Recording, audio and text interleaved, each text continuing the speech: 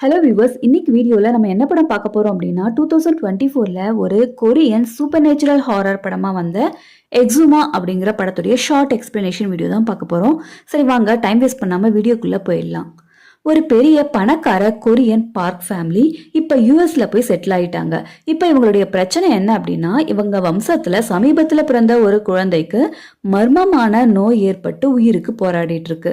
அதோட குடும்ப தலைவரான பார்க் ஹியானுக்கு வித்தியாசமான பயமுறுத்துற சத்தங்களும் கேக்குது. இதனால பார்க் ஹியான் மந்திர தந்திரங்கள் செய்யற ஷாமனான ஹாரிமையும் அவருடைய கார்டியன் பாங்கில்லையும் கூப்பிட்டு பேசுறாரு.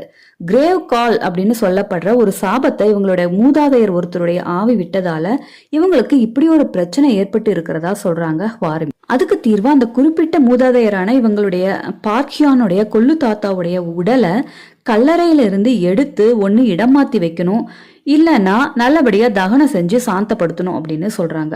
இதுக்காக இந்த வேலையை செய்யறதுல எக்ஸ்பர்ட்டான கிம் டியோக் அப்புறம் யாங் யோனை சந்திச்சு விஷயத்தை எடுத்து சொல்றாங்க. இப்ப இவங்க எல்லாரும் சேர்ந்து அந்த கல்லறையை தேடி போனா அது ஒரு காட்டு மலைப்பகுதியில நார்த் கொரியாவும் சவுத் கொரியாவும் சேர்ந்து இருக்கிற அந்த பார்டர்ல இருக்கு. அந்த இடத்து மண்ணை தொட்டு பார்த்ததுமே கிம் டியோக் இதுல ஏதோ ஒரு ஆபத்து இருக்கு அப்படின்னு மறுக்கிறாரு. ஆனா ஹாரிம் அதுக்காக சில பூஜைகள் செய்து அந்த இடத்த தோன்றவங்க மேல கூட சில மந்திரங்கள்லாம் ஜபிச்சு அந்த கல்லறைய தோண்ட ஆரம்பிக்கிறாங்க. கொள்ளு தாத்தாவுடைய சவப்பெட்டியும் வெளியே எடுத்துடுறாங்க. இடமாத்தி வைக்கிறதுக்காக பத்திரமா வண்டியில எடுத்துட்டு போறாங்க. இதே நேரம் குழியை தோண்டினதுல ஒருத்தர் அந்த குழியோட மண்ணை சரிப்படுத்தும் போது பெண் தலையோட இருக்கிற ஒரு பாம்பை பார்த்து பயந்து அதை கொன்னுடுறான். அது சாகும்போது பயங்கரமா பெண் குரல்ல அலற வேகமா மழை பெய்ய ஆரம்பிக்குது. இது மாதிரி மழை பெய்யும் போது உடலை தகனம் செய்யக்கூடாது அப்படின்னு பக்கத்துல இருக்கிற ஒரு ஹாஸ்பிட்டல்ல டெம்பரரியா அந்த பெட்டியை வைக்கிறாங்க.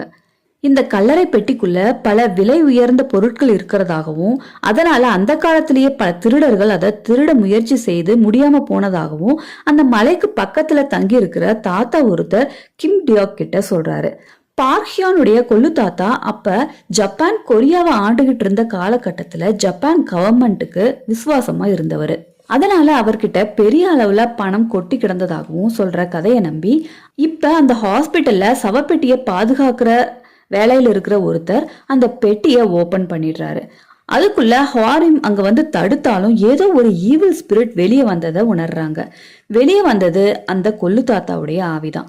தான் இறந்த பின்னாடி தன்னுடைய வம்சத்தினர் தனக்கு செய்ய வேண்டிய காரியங்களை சரியா செய்யாததுனால பயங்கர கோபத்தோடவும் பசியோடவும் இருக்காரு.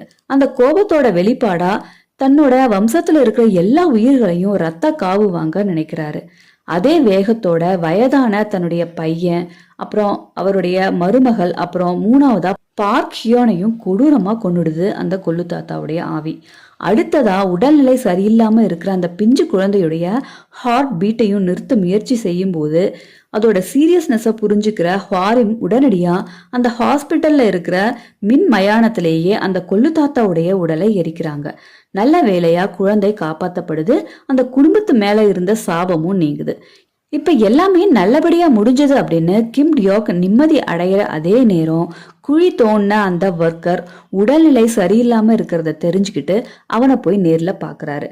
அவன் பெண் தலை பாம்பை பத்தி சொல்லிட்டு கண்கள்ல ரத்தம் வழிய செத்து போயிடுறான். அதனால ரொம்ப பயந்து போறாரு கிம் டியோக்.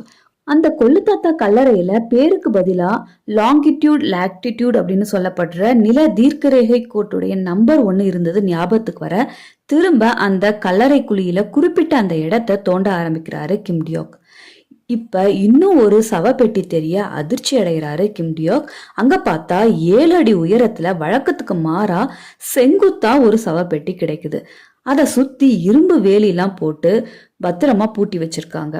இத பத்தின தகவல் தெரிஞ்சுக்க முற்படும் போதுதான் தெரிய வருது என்னன்னா, 1900கள்ல ஜப்பான் கொரியாவை ஆண்டுகிட்டு இருந்த போது தங்களுக்கு பின்னாடி கொரியா நல்ல நிலைமையில இருக்க கூடாது அப்படின்னு கொரிய மண் மேல சாபத்தை போட்டிருப்பாங்க. கொரியாவுடைய நிலப்பகுதி புலி செங்குத்தா படுத்த மாதிரி உருவத்துல இருக்கும். இதுல புலியோடைய வேஸ்ட் பகுதியில ஒரு பெரிய இரும்பு ஆணியால மந்திரிச்சு குத்தி வச்சிட்டதால கொரியா இப்ப சபிக்கப்பட்ட பகுதியா ஆகிடுச்சு. இப்போதைக்கு பெரிய ஆபத்து இல்ல அப்படின்னாலும் தங்களுடைய வருங்கால சந்ததி இதனால கொடூரமான பாதிப்புக்கு உள்ளாகும் அப்படின்னு தெரிஞ்சுக்கிறாரு கிம் டியோக். இப்ப இந்த கல்லறையில இருக்கிறது ஒரு ஜாப்பனீஸ் சோல்ஜருடைய சவப்பெட்டி. அந்த இரும்பு ஆணி இந்த குழியில இப்ப எங்க இருக்கு அப்படின்னு தெரியல. அதை கண்டுபிடிச்சு இவங்க அழிச்சாகணும். இப்போதைக்கு அந்த சோல்ஜர் பெட்டிய பத்திரமா அந்த மலைக்கு பக்கத்துல இருக்கிற இந்த கதைய சொன்ன வயதான தாத்தா வீட்டுல ஒரு தனி அறையில வச்சு பூட்டிட்டு எல்லாரும் தூங்க போயிடுறாங்க. ஹாரிம் மட்டும் அந்த பெட்டி இருக்கிற அறைக்கு முன்னாடி காவல் காக்குறாங்க. இப்ப தூங்கிட்டு இருக்கிற பாங்கிலுக்கு அந்த தாத்தா தன்னுடைய நெஞ்சு மேல நின்னுகிட்டு அழற மாதிரி கனவு வந்து பயந்து போய் எழுறாரு. சரின்னு சந்தேகப்பட்டு அந்த தாத்தாவை தேடி போய் பார்த்தா ஏதோ ஒரு உருவம் அந்த தாத்தாவையும் அவர் வளர்க்கிற பன்றிகளையும் கொடூரமா பிச்சு கொண்டுட்டு இருக்கு. இதனால பாங்கில் பதட்டத்தோட ஹாரிமையும் கூட்டிக்கிட்டு சவப்பெட்டி வச்சிருந்த ரூம்ல போய் பார்த்தா சவப்பெட்டி உடைக்கப்பட்டிருக்கு. கதவு வழியா இல்லாம மேற்கூரை வழியா அந்த சவப்பெட்டியில இருந்த சோல்ஜருடைய ஈவில் ஸ்பிரிட் வெளியே வந்திருக்கு. தாத்தாவை கொன்ன ஈவில் ஸ்பிரிட் இப்ப ஹாரிமையும் நோக்கி வர பாங்கில் அதை தடுக்கிறதுக்காக போகும்போது அவரோட வயித்தை குத்தி கிழிக்குது அந்த ஈவில் ஸ்பிரிட். இப்ப மத்தவங்களும் அங்க வரத்துக்குள்ள சோல்ஜர் ஸ்பிரிட் ஒரு நெருப்பு கோலமா மாறி திரும்ப அந்த மலை மேல இருக்கிற கல்லறைக்கு போயிடுது. இப்ப அடிப்பட்ட பாங்கில்ல ஹாரிம் அவங்க சிஸ்டர்ஸ் துணையோட ஹாஸ்பிட்டல்ல அட்மிட் பண்றாங்க. கிம் டியோக் அந்த தாத்தா சொன்ன கதையை வச்சு அவர் வீட்டுல தேடும் போது ஒரு விஷயத்த கண்டுபிடிக்கிறாரு. உண்மையில திருடங்க புதையலை தேடி கல்லறைக்கு போகல, அந்த இரும்பு ஆணிய அழிக்க தான் தேடி வந்திருப்பாங்க. அவங்க விட்டுட்டு போன சில பொருட்கள்ல ஒரு பெரிய மரத்தாலான ஒரு மண்வெட்டி இருக்கிறத கண்டுபிடிக்கிறாரு. மந்திர எழுத்துக்கள் பொறிக்கப்பட்ட அந்த மண்வெட்டியால தான் அந்த இரும்பு நெய்ல அழிக்க முடியும் அப்படிங்கறதையும் தெரிஞ்சுக்கிறாரு. அந்த மரத்தாலான மண்வெட்டியால கல்லறை குழிய தோண்டும் போது அங்க சோல்ஜர் ஸ்பிரிட்டுடைய உடலை பார்த்து பயந்து நடுங்கி போறாரு கிம் டியோக். அதை பத்தி மத்தவங்க கிட்டையும் சொல்றாரு. அதே நேரம் சோல்ஜர் ஸ்பிரிட் பாங்கிலோட ஆன்மாவை தன்னுடைய கட்டுப்பாட்டுக்குள்ள வச்சிருக்கிறத ஹாரிம் புரிஞ்சுக்கிறாங்க. இப்ப நாங்க அந்த இரும்பு நெய்ல தேடி போறோம், நீங்க தான் பாங்கில்ல பாதுகாக்கணும் அப்படின்னு சிஸ்டர் கிட்ட சொல்லிட்டு இவங்க பிளான் போட்டபடி உயிருள்ள மீன்களை எடுத்துக்கிட்டு போலீஸை ஏமாத்த முகம் முழுக்க மந்திர எழுத்துக்கள் எல்லாம் போட்டுக்கிட்டு அந்த காட்டு பகுதிக்கு வந்து சேர்றாங்க. மீன்களை வரிசையா போட்டுட்டு ஹாரிம் அந்த சோல்ஜர் ஸ்பிரிட்டை திசை திருப்பி வேற ஒரு இடத்துக்கு கூட்டிட்டு போறாங்க. கிம் டியோக்கும் யங் ஜோனும் அந்த கல்லறை குழிய தோண்ட ஆரம்பிக்கிறாங்க. ஆனா இரும்பு நெல் கிடைக்கவே இல்லை. அதே நேரம் சுதாரிச்சுக்கிற சோல்ஜர் ஸ்பிரிட் ஹாரிம அட்டாக் பண்ண போகும்போது ஹாரிமுடைய கார்டியன் ஸ்பிரிட்டான அவங்க பாட்டியுடைய ஆன்மாவை பார்த்து பயந்து திரும்ப கல்லறை நோக்கி போகுது. அதே நேரம் யங் யோன் ஏதோ தப்பா நடக்குது அப்படின்னு தெரிஞ்சுக்கிட்டு ஹாரிமை தேடி வராரு. இப்ப கிம் டியோக் மட்டும் கல்லறையில இருக்க அந்த இடத்துக்கு சோல்ஜர் ஸ்பிரிட் வந்துடுது. இப்ப திரும்ப வந்த சோல்ஜர் ஸ்பிரிட்டை அதிர்ச்சியோட பார்த்துட்டு இருக்கிற கிம் டியோக்குடைய வயித்தை சோல்ஜர் ஸ்பிரிட் கிழிக்க ஹாரிமும் யங் யோனும் தடுக்க பாக்குறாங்க. அப்ப இவங்க முன்னாடியே எடுத்துட்டு வந்த குதிரையுடைய ரத்தத்தை சோல்ஜர் ஸ்பிரிட் மேல ஊத்த அது அலறி துடிக்குது. இப்பதான் 3 பேருக்கும் சோல்ஜர் ஸ்பிரிட் இவங்களை கொல்ல தொடும்போதுதான் ஒரு விஷயமே தெரியுது. அந்த இரும்பு நெல் புதைக்கப்பட்டது கல்லறையில இல்ல, அந்த சோல்ஜர் ஸ்பிரிட்டுடைய உடல்ல அப்படிங்கிறது தெரிய வருது. செம ட்விஸ்டான சீன் இந்த படத்துல இது. அது மட்டும் இல்லாம சோல்ஜர் ஸ்பிரிட் ஒரு நெருப்புனால ஆனது. நெருப்பு அழிக்கக்கூடியது நீர். இதனால கிம் டியோக் தன்னுடைய கிழிக்கப்பட்ட வயிற்றுல இருந்து வழிகிற ரத்தத்தை மர கத்தியில தோச்சி தன்னுடைய முழு எனர்ஜியையும் திரட்டி அந்த சோல்ஜர் உடலை வெட்டுறாரு. நிறைய போராட்டத்துக்கு பின்னாடி சோல்ஜர் ஸ்பிரிட்டுடைய உடல்ல இருக்கிற அந்த இரும்பு நெயிலும் வெட்டி சாய்க்கப்படுது.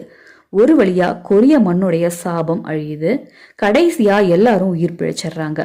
அடுத்த நாள் நியூஸ் சேனல்ல இத்தனை நாளா அந்த காட்டு பகுதியில மக்களை கொண்டுட்டு இருந்தது ஒரு கரடி, அதை பிடிச்சாச்சு அப்படின்னு எதுவுமே தெரிஞ்சுக்காம ஒரு நியூஸ போடுறாங்க. இவ்வளவு பெரிய வேலையை முடிச்ச அந்த 4 பேரும் அவங்க தினசரி வேலைக்கு சந்தோஷமா திரும்புறாங்க. கிம் டியோக் தன்னுடைய மகளுடைய கல்யாணத்துக்கு மத்த 3 பேரையும் தன் குடும்பத்துல ஒருத்தவங்களா போட்டோக்கு நிக்க சொல்லி சந்தோஷப்பட்டுக்கிறாரு. இதோட கதை இங்க முடியுது. இதே மாதிரி வித்தியாசமான அண்ட் இன்ட்ரெஸ்டிங் பிளாட்ஸ் அண்ட் ட்விஸ்டோட இருக்கிற பல திரைப்படங்களை பத்தி அடுத்த வீடியோல பார்க்கலாம்.